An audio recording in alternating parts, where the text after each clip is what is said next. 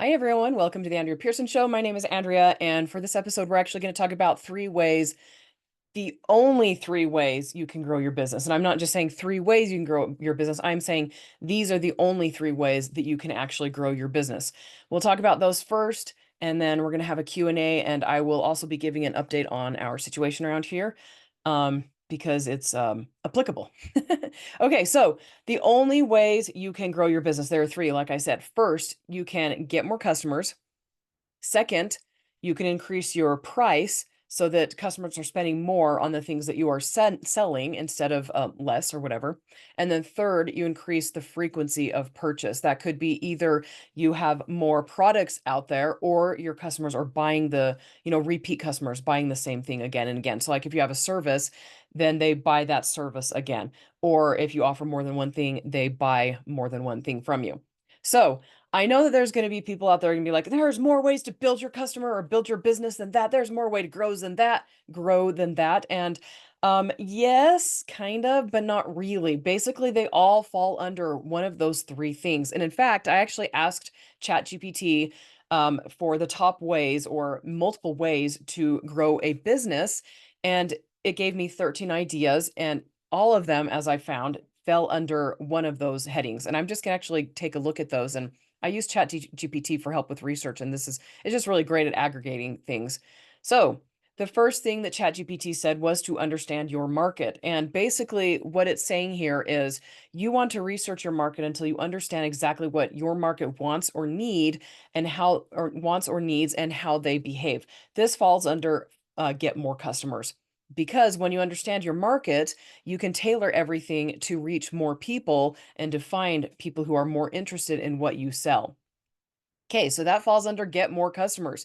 Okay, then ChatGPT said to enhance your online presence. And I think you guys are going to know right off the bat, this falls under get more customers because if you have a website, if you have social media, if you're doing search optimization, things like that, that you're driving traffic to your products and to the things that you sell, it's going to increase your visibility, which will lead to getting more customers.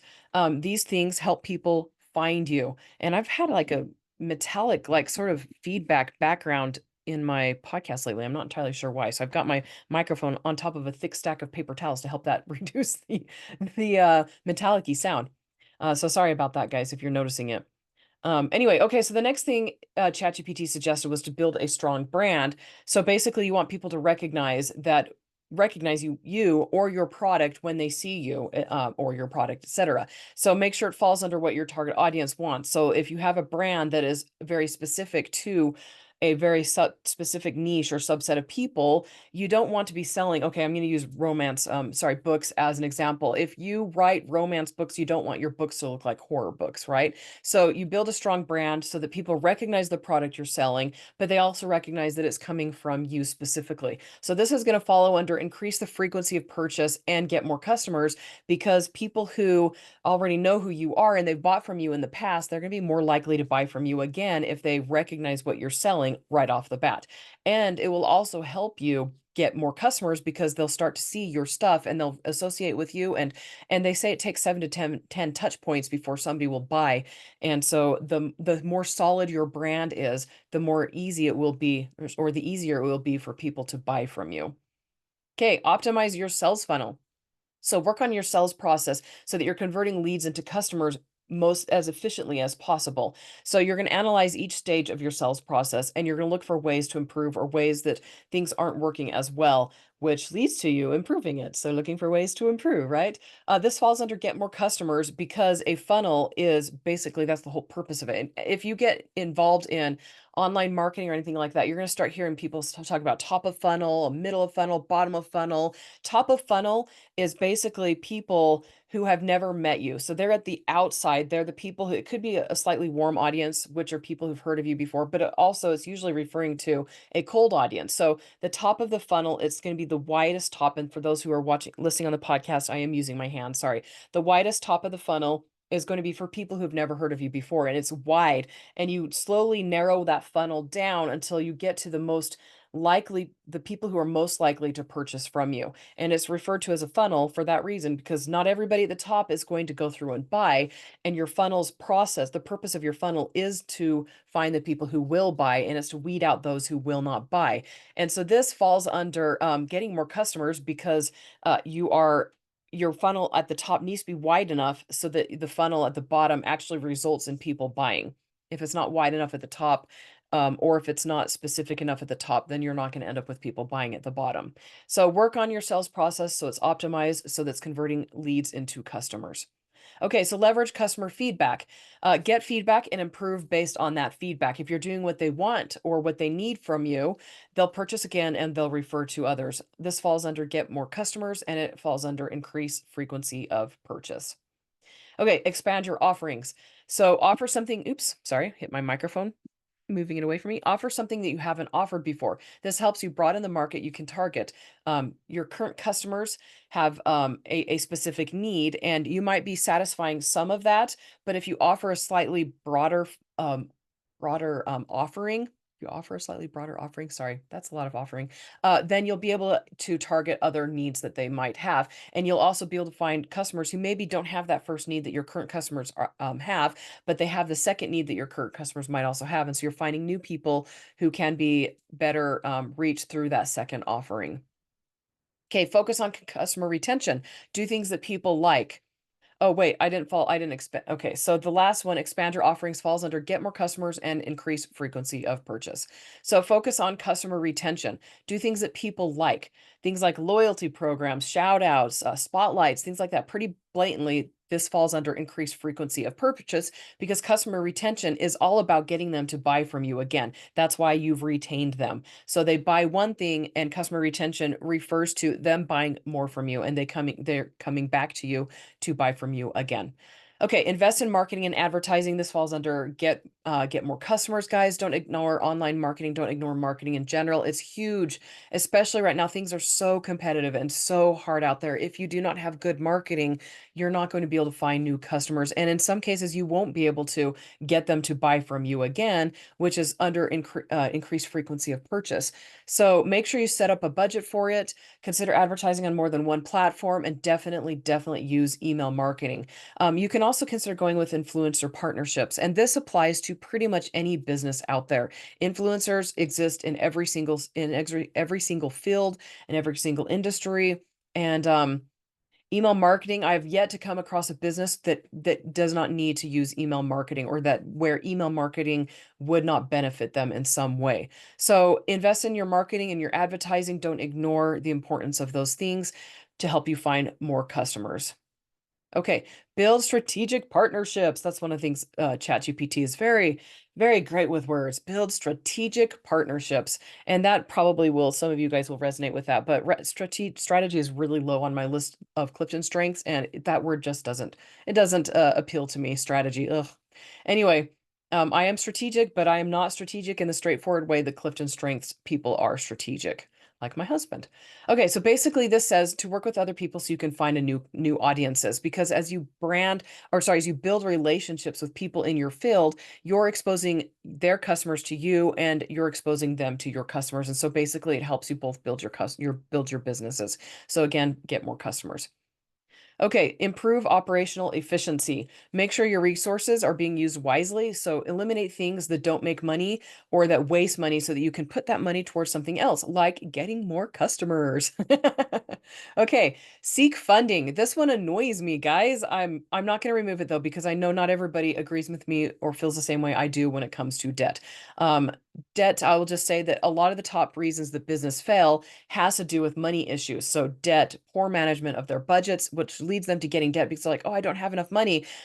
So guys, there's a reason I say don't get involved in debt. I mean, I've seen a lot of people say that, there's good debt, but I've also seen a lot of those same people say that there's good debt and then fail when they got into that good debt. So not everybody's personality is going to tolerate having debt, and it will lead to an increase in stress and anxiety in your life that you don't really need, guys. Okay, so anyway, sorry about that, the tangent. But if you don't have enough money, ChatGPT does suggest getting loans and finding investors, which to me is like throwing fuel on the fire. Anyway, Okay, but that ChatGPT also mentioned crowdfunding. I love crowdfunding because it's such a great way to get customers involved in the process and to help them feel like they have ownership in it. And especially when there's rewards involved, and that will help you get more customers, but it'll also help you increase the frequency of your purchase because crowdfunding helps people who already love you and already want to support you. It helps them support you better and helps them purchase from you again. And it also increases your customers because every crowdfunding crowdsourcing platform has a way for a project to go viral. Okay. And you don't even need to go viral. You just need to have people find you on that platform. Okay, so monitor key metrics. That is also a very ChatGPT type answer. But basically, what it's saying here is to keep track of things that work and that don't work when it comes to every single aspect of the business. So you're going to regularly review stuff you're doing and make sure you're not wasting your business time. This would include KPIs, which is key performance indicators, which is business jargon, basically meaning these things make me money and these things don't. So you focus on the things that make money. Okay. This will help you get more customers and help you increase the frequency of purchase because you'll be freed up to create more things that people can buy, or you'll be freed up to find ways to get new customers. Okay, adapt and innovate. Change as the market changes, guys. Stop trying to sell something that people don't want to buy anymore, or stop pushing something that nobody ever wanted in the first place. And this is really can be really, really painful for pretty much any business owner. You put your heart into these things, and when people don't want them, it hurts. But you need to be able to cut the ties on those, let go of them, recognize that it's okay that they did not sell, and it's also okay that people didn't want to buy them so that you can free up your mental energy and you can free up your time and your resources to focus on things that actually make money. Um, you can so that it'll actually help you find more customers and it'll help you increase the frequency of purchase because as I've said in a previous episode, when your brain is not being taken up in one area, it allows you to drop that anxiety. It allows you to drop the panic or the stress that you feel so that you can go into that deep thinking thing that I talked about in a previous episode that allows you to brainstorm things that will do better than the current things that are on the market that aren't selling as well. And that's pretty much all that ChatGPT mentioned, with my own interpretations, of course, of the what ChatGPT mentioned. I was honestly surprised that they didn't mention raising prices at all, because that is a really blatant and basic way of growing a business. If you find that you are not making enough money, raise your prices. If you find you have too many customers and you're still not making enough money, and if after you've looked at your budget, if you've looked at ways to increase the efficiency of your processes and systems, raise your prices. Um, this applies to so many different businesses like landscapers, tradesworks, photographers, authors. If you have a lot of people buying and you don't still aren't making enough for your needs, or even if you are and you can't keep up with that business, with the service, or sorry, the business that it's creating for you, then raise your prices. That will help you eliminate customers that you don't like working with, and it will help you keep customers who want to stick around and who are interested in what you offer, and it will also increase the amount of money you have and reduce the demand. Demand can be stressful. I know some of you listening are going to be like, oh, I need more demand. That's fine. You will eventually, if you run your business correctly, you will eventually get to the point where you have too much demand. If you run your business correctly in a place, okay, running your business correctly also involves selling things that people want, which is why, you know, the market says, and this market says what it wants, and the market knows what it wants. And arguing with the market, like, why is this not selling? It's pointless because you can't change what the market wants. So if you're running your business correctly, your business will grow, and that includes involving what the market wants. Okay, so we're going to go ahead and go into the Q&A, and I don't even know how long I've been recording, but I'm only going to have time to get to 3 questions. And 2 of them are from Angelina. Thank you so much, Angelina, for your patience. She's had a bunch of questions. The first one is actually from somebody named Tommy, and I don't know if that's the person's real name or not, but this person was saying that a significant portion of the salary is going to debt repayment.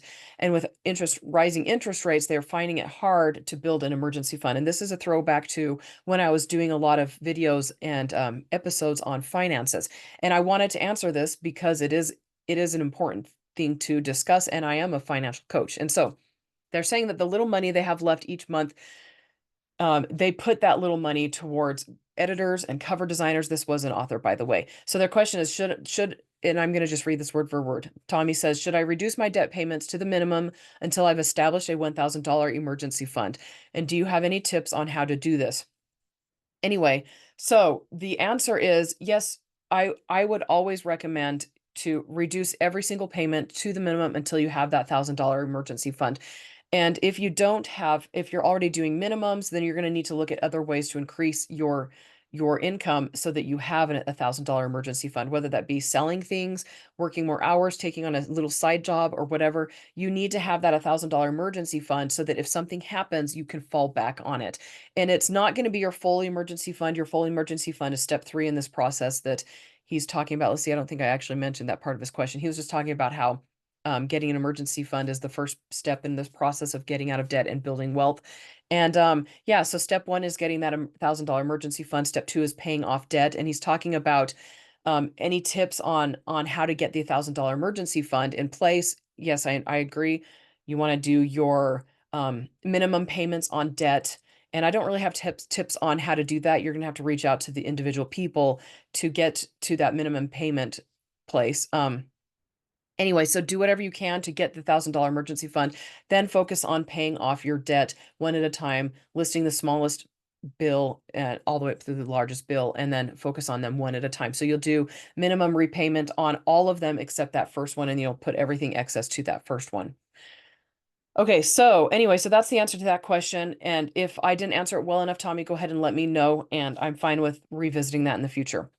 Okay. Angelina said that I mentioned, she said, you mentioned you would talk a little more about the book side of things for you. I was wondering if you'd like to talk a little more about productivity and the writing process, how you outline your books, how in depth, how you prepare a writing session, how often you write, and how much and in what time. Just your overall thought process. I'm highly interested in that, Phil, as I'm trying to become an author myself. Okay, so let's see, talk a little bit more about productivity and the writing process. Okay, so this is going to be really personal to each person. You're going to have to figure out what works exactly for you.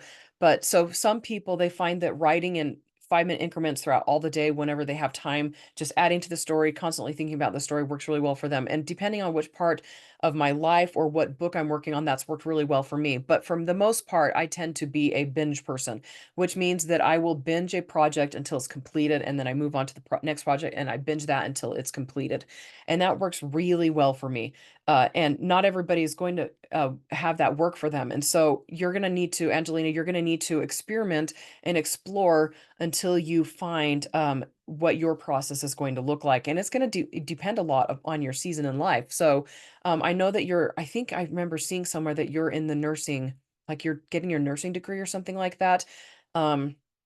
So depending on what stage you're at when it comes to education, what stage you're at when it comes to raising your family and kids, it's going to change. So the stage you're at currently, you're going to find what works best for you now, and then recognize that that's probably going to change as you change into a different season of life.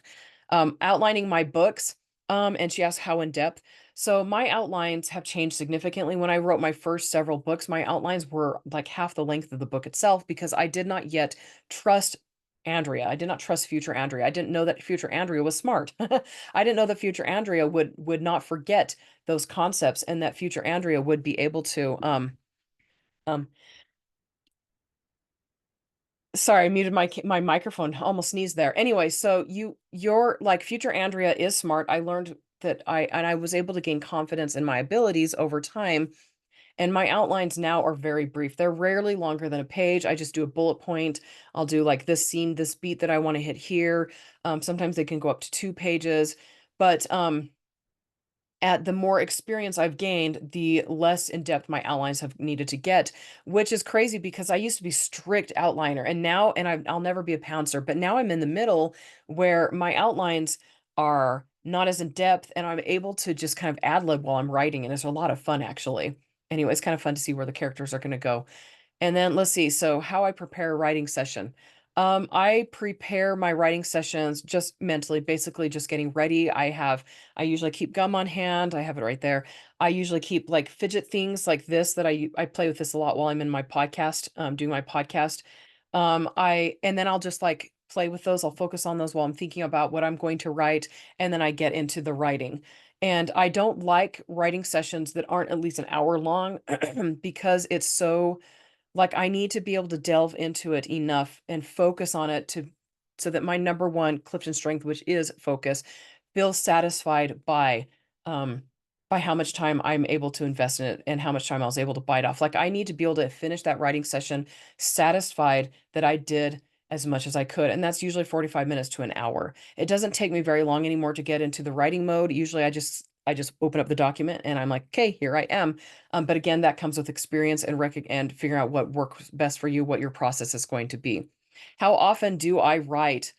Ugh, not as often as I would like to. Like I was just starting to get back into writing, like intensive writing again, when this client reached out and was like, "Hey, I need your help more." And like I've told you guys before, he's a celebrity business owner from a different country, and he's able to pay me to basically do the things that normal and regular writers have to do themselves, which is a lot of fun for me. I'm really enjoying it. And I love the projects we're working on. I'm very passionate about the topics, and so it's been very rewarding for me, and it's rewarding for him too because he's getting stuff done while he's running this multi-million dollar company that has it's large, okay? Anyway, so I'm not writing as much as I would like, but I do get in a little bit here and there. It used to be every about once a week, and now it's about once every other week. I'm going to get into that a little bit in my update here in a bit, but I don't write nearly as often as I would like to. I am a very fast writer, though. I type about 200 words per minute, and I have a very fast thought process, which really helps me get books out. So once I get down to writing, I can finish a complete book in about 2 weeks. That includes brainstorming and one round of revisions, and then send it off to my editor. And I think I've mentioned in the past that my editor didn't even notice once when I stopped using beta readers because I'd gotten good enough at it as a writer for me not to need beta readers as much. So once I can get back into writing, I'll be able to be really efficient at it, and I'm looking forward to that. Okay, let's see. And how much and what time? Yeah, 200 words per minute, and I just throw the words on the page and get it done. Okay, so her next question, Angelina said, you mentioned why or why not it is beneficial to have an email sign up that asks them to confirm. And this is from my Monday marketing event that I did with the Ramsey Preferred Coaches, where I'm teaching them how to market and newsletters and all of that stuff. And they weren't interested in understanding why. They just wanted to get onto the new stuff. But Angelina was like, I'd like to know why or why not you should choose that if I could explain.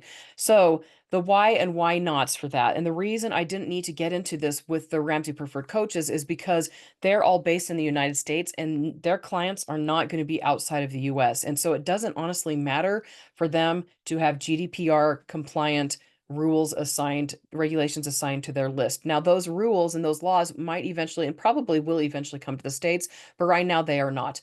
So when it comes to US based laws, you are allowed as a business owner to email anybody you want. There is no law about adding anybody to your newsletter list who did not ask to be on it. There are regulations and requirements on the newsletter provider side. So like most of them are not going to allow you to just randomly email people through their services, but you could do it on your personal email and it's not against the law. Now, the reason why those services providers have that rule is because they do work with international customers. And so some of their customers might be in a different country where there are laws about that. And Europe is one of those places where, like GDPR, they require you to prove exactly how somebody signed up for the list. And they require you to have a multi-step process that prevents people from joining your newsletter list accidentally or not on purpose. So GDPR requires you to maintain proof of why somebody signed up for your list. And that would fall under the asking them to confirm. Because if you ask them to confirm that they want to be on your list, that is an additional step that they have to take that takes people out who don't really want to be there. And in order to be GDPR compliant, you have to have that confirmation there. And if you don't ever intend to have people in other countries on your list, that's fine. You don't need to have that step in there. But if you do have people who are from the Europe on your list, then you absolutely have to, because even though you don't live in that area, you still can be fined. So it still applies to you and how you run your business. If you cannot prove to somebody, and this is the way it's going to run. It's somebody in Europe, they're like, why am I on this list? They report you, the GDPR regulation, whatever it is, they reach out to you and they're like, hey, you have to prove to us how this person got on your list. And if you can't prove, you have to pay a fine. They can fine you, even if you don't live in that place. So that's why I was like, it's beneficial to have People ask to confirm because then you're compliant with GDPR rules. GDPR, yes, I'm saying it right. But you don't have to do it. And one of the things about having a confirmation, having them confirm, is it drops the success of your results significantly. So if people have to confirm by the time, so they'll enter their email address and like really excited about this thing, and then they don't get to their email for 5, 10 minutes, an hour, 2 hours a day. By the time they get that please click to confirm, they'll have changed their mind unless they are really excited about being on there and a diehard fan. And so one of the things that you can do as a newsletter owner, if of people in the States, is, oh, and really fast, if you are emailing people randomly out of the blue who are not on your newsletter list, you have to give them a way to get off of that list. That's where the law comes in. So just wanted to tie that thread off. Anyway, so if you have people on your list who did not confirm that they want to be there, you do have a possibility of converting them to wanting to be there through your content and your subject lines. If you have relevant and enticing content and subject lines, you can help somebody come around to actually staying on your list. And so that's one reason why, depending on where somebody's located, I'm like, don't ask them to confirm unless you are legally required to do it. And in the States, we are not legally required to do it. So I hope that answers that question. Okay, an update on our situation. I had my episode last week and I talked about wanting to do, was it last week or the week before? I can't remember. Wanting to do business breakdowns, business blueprints. I still plan on doing that, but it's going to be on hold for a couple months because the day after I recorded and post that video, we met with our doctor and found out that in order for us to have a successful pregnancy, we have to go the in vitro route. And I know some of you guys are going to kind of have mixed feelings about in vitro. I've discovered it's quite controversial, and I apologize for that. If you have questions, feel free to ask me. I'm totally open to respectful dialogue about it. But we both feel very strongly that this is something that we want and need to do. I don't understand fully why. Maybe there's another baby out there that needs to come to our house, but the thought, or to our family, but the thought of being done having kids just literally broke my heart. And it was such a strong and just visceral physical pain last week when we were thinking about it, that I was just like, okay, I'm just trusting that the Lord is guiding us, and um trusting that he will help us figure things out. And so the next couple of months, we have about 2 months to come up with the money that we need for IVF in vitro fertilization. And it's going to cost us about $18,000, up to, could potentially be more than that, depending on how much the medications cost. Medications alone for IVF are $3,000 to $7,000, which is just so much money. Anyway, so we're going to be working extra hours. I'm going to be doing fundraising. I'm going to be doing an Indiegogo campaign where I'll be selling my ebooks to people who are interested in supporting us. I'll have tiers where people who don't want my ebooks can also support. But so anyway, so Indiegogo, all of that stuff, that's going to be going on. I'm working 55 hours a week right now for my main client. I'm also working about 2 to 3 hours for another client of mine. And I'm finding that working more than full-time makes it just as hard to find time to write as being a full-time mom. Those of you guys who work a lot of hours, you're going to be like, yeah, yep, that's exactly what I'm finding. And I mean, anyway, so it's tough. Like being a full-time mom, I just got to the point, especially with once our 5-year-old was born, he's just such a big handful. He's super extroverted, just wants to be involved in everything you're doing, wants to be with you, with everybody. And it was just really hard to find time to write. And working 55 hours, it's still, well, I still have that 5-year-old, so anyway, so I have the 5-year-old and I'm working 55 hours a week. Anyway, so I'm not finding a lot of time outside of that for writing for clients, or other than the clients that I'm currently working on.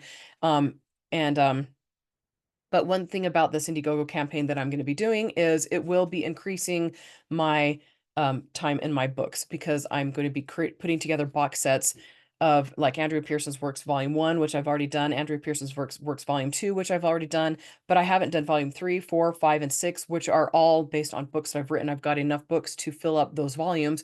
They're all each about, 10 books each, and short stories I've written and artwork and things like that. And I'm going to go ahead. I did the first 2 volumes, and I would put up a sale every summer for my readers, and it would raise a couple $1,000s each time. And so I'm going to be doing that again as part of the Indiegogo campaign, and hopefully that will work really well for us. Anyway, that's pretty much it for this episode, for this video. please subscribe. Please share it with somebody, a friend, anybody you think that might benefit from it. And from learning how to run businesses better, learning how to focus better, how to be successful, motivated, things like that. These are the topics I'm passionate about and love teaching other people about. Anyway, hit the like and the subscribe button and the bell icon to be alerted to future videos and future content on YouTube. And make sure you're subscribed on your platform you listen to on podcasts. And that's pretty much it, guys. Thank you so much for watching. I love you all. I appreciate the time you take to listen to my podcast and watch the videos. And I will talk to you all later. Bye.